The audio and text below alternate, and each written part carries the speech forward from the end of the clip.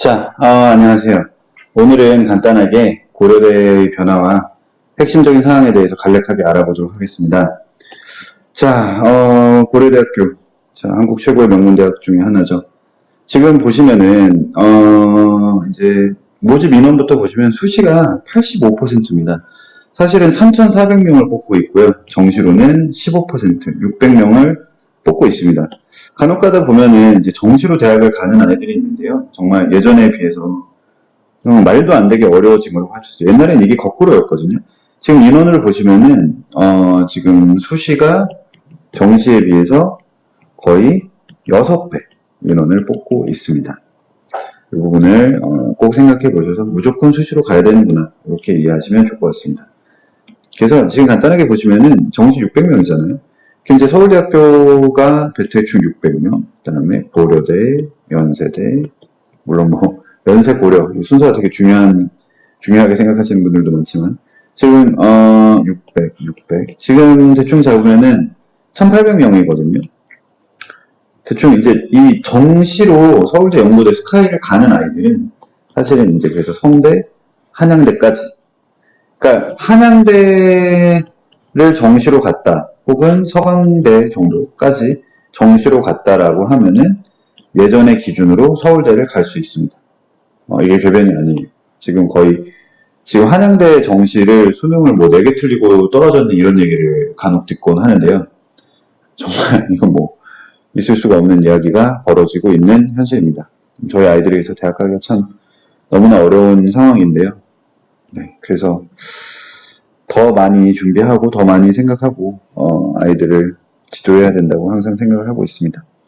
그 다음에 이제 본교 분석인데요. 지금 이제 고려대에서 뭐라고 얘기를 하느냐라고 하시면은 주목하셔야 될 부분이 이겁니다. 학생부 교과 전형 학교 추천원. 학교 추천이 원투가 있어요. 고려대가.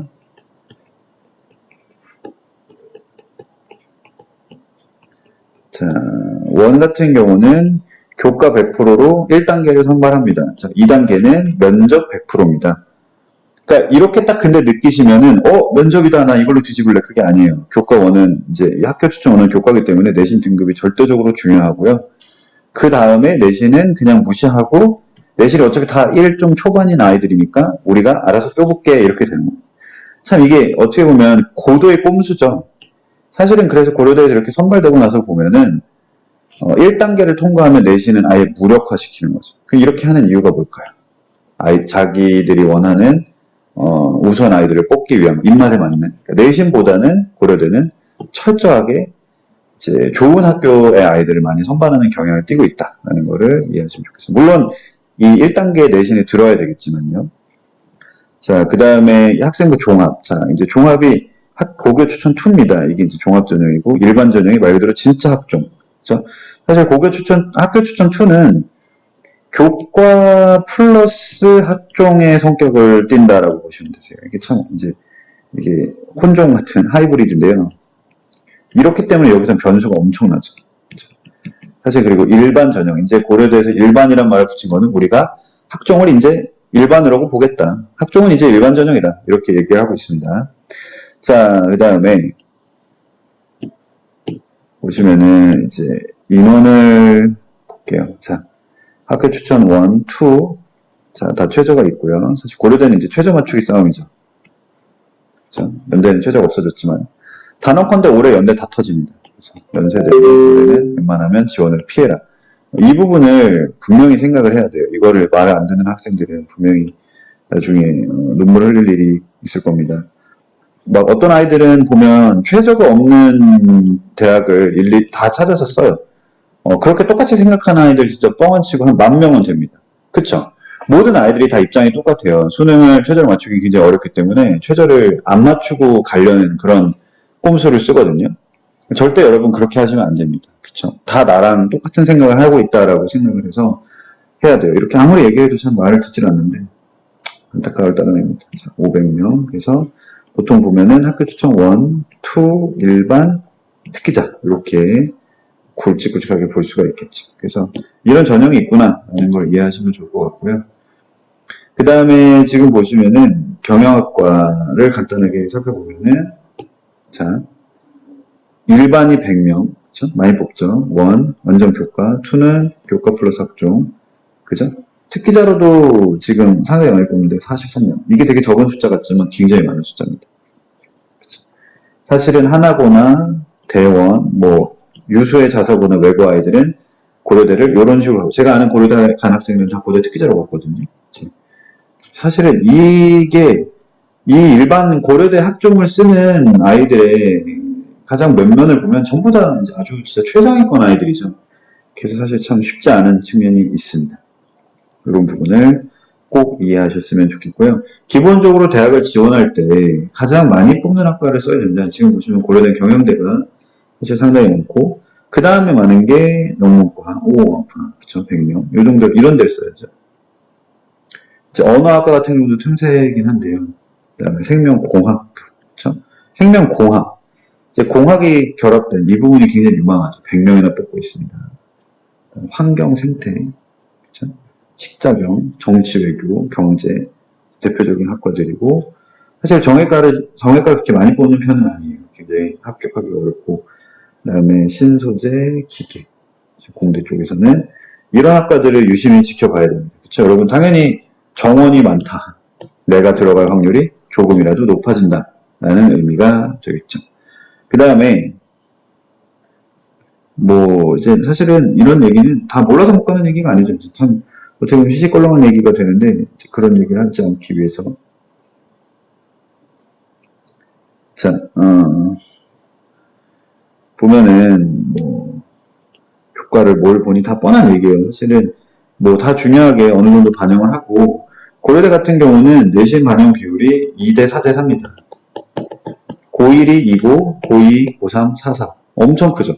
특히 고3이 시험 한 번이죠. 40%예요.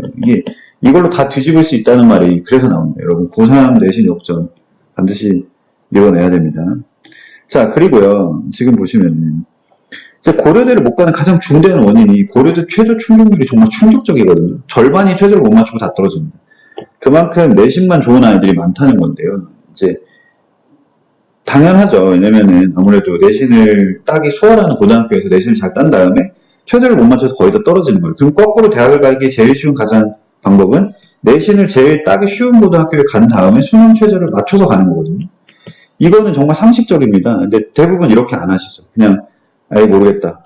좋은 고등학교 가자. 일단 내신을 그래서 받기가 어려워지면서 수능도 수능으로 대학을 가야지 그러면서 뭐 정시를 한다는 등 이런 소리를 하고 있는데, 이게 참 너무나 안타까운 이야기입니다. 절대 정시로 하면 안 돼요. 600명 뽑는데 정말 말이 안 됩니다. 그래서 이제 구조적으로 그거는 어려운 일이고요. 지금 고려대 최저가 어떻게 되느냐. 국어, 수학, 영어, 이제 사회나 과학, 이제 뭐 인문계열 같은 경우도 교차 지원하는 경우도 있으니까 4개 영역 합 6 이내, 그쵸? 한국사는 3등급 이내 절대평가니까요. 지금 보면은 4개 합 6, 그쵸? 4과목 합. 그러니까 이게 어느 정도냐? 1, 2, 2, 1입니다. 그쵸? 대략 여러분, 그러니까 아주 전략 과목을 2개 정도는 잡은 다음에 나머지는 2등급을 맞추는 전략. 굉장히 이게 생각보다 어려워요. 대부분 이걸 못 맞춰서 그냥 다 떨어지는 거고 50%가 최저를 충족을 못합니다. 거의 그 이상인 과도 많고요. 지금 의대 같은 경우는 더 하죠. 그쵸? 4개 합 5입니다. 5. 고대 의대는 참 최저가 어렵다. 그 다음에 자연계 같은 경우는 좀 더 여유 있죠. 왜냐면 수능 보기가 더 어렵기 때문에 7입니다. 거기서 거기라고 생각하시면 되고요. 고려대는 최저를 맞출 수 있다면 엄청나게 가능성이 있는 그런 학교라고 생각을 하시면 되겠습니다. 뭐 어떤 학생을 뽑겠느냐라고 말하면은 이제 3년간 꾸준히 공부한 학생, 특히 이 부분이죠. 빚낼 수 있는 학생. 그래서 예전에 김연아한테 무슨 고대 정신이니 뭐 이런 얘기를 해서 되게 욕을 먹은 적이 있었는데요. 제가 그걸 보면서 야 그래 결국에 대학에서 원하는 아이는 우리 대학을 나와서 우리 학교를 빛낼 아이구나. 그죠? 여러분 자소서에 가장 이런 부분을 어필해야 됩니다. 저는 고려대에 나와서 고려대학을 정말 빛내는 학생이 되고 싶다. 나는 고대가 좋다. 이런 식으로 자소서 어필을 해야겠죠. 이건 뭐 그냥 첨언이고요. 지금 보시면 이제 뭐 간단한 여러 가지 이야기들이 있는데 이제 고려대는 특히 잘 되어 있는 게 복수전공 제도나 이런 것들이요. 지금 보면은 복수 전공도 되고, 이중 전공도 되고, 전과, 즉 캠퍼스 변경도 됩니다. 가능합니다. 그죠? 이제 이거는 세종 캠퍼스에서 안암으로 오는, 제가 아는 아이는 이런 식으로 바꾼 케이스가 있었거든요. 진짜 이제 기적 같은 케이스인데, 이건 정말 뭐 충분히 요즘 뭐 세종 캠퍼스도 굉장히 좋기 때문에 가능합니다. 그렇죠? 그래서 저는 이런 학생이 참 멋진 학생이라고 생각해요. 조금씩 자신의 발전을 이렇게 꿈꿔가는 건데, 아무튼 이런 부분도 한번 생각을 해보면 고려대 세종 캠퍼스도 참 좋은 선택이다라는 생각을 해볼 수가 있겠죠. 그 다음에 여기 보시면은 지금 제가 오늘 말씀드리고 싶었던 가장 핵심적인 내용이 있어요. 지금 이게 이제 참 여기까지 기다리신 분들을 위한, 좀 시간이 빨리 가네요. 제가 원래 강의를 길게 하는 습관이 있어서 그런지 10분이 그냥 뭐 총알처럼 가는데요.